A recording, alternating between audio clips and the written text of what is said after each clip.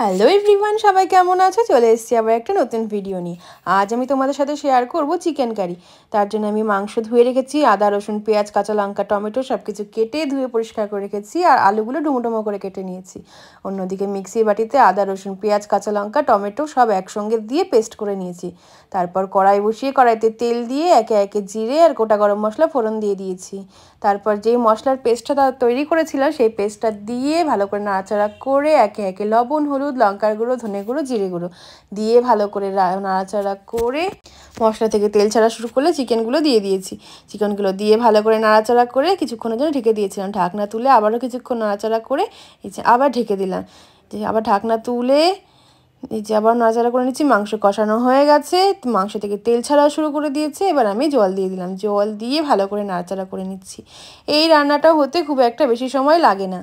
আমার যখন তাড়াহুড়ো লাগে তখন আমি এইভাবেই চিকেন রান্না করি। এবার মাংসের ঝোল ফুটে উঠলে ওপর থেকে গরম মশলা ছড়িয়ে নামিয়ে দিলেই কমপ্লিট চিকেন কারি। সম্পূর্ণ ভিডিওটা কেমন লাগলো অবশ্যই লাইক কমেন্ট শেয়ার করে জানিও। আর যারা যারা ইউটিউব থেকে দেখছো অবশ্যই সাবস্ক্রাইব করতে ভুলো না। ধন্যবাদ।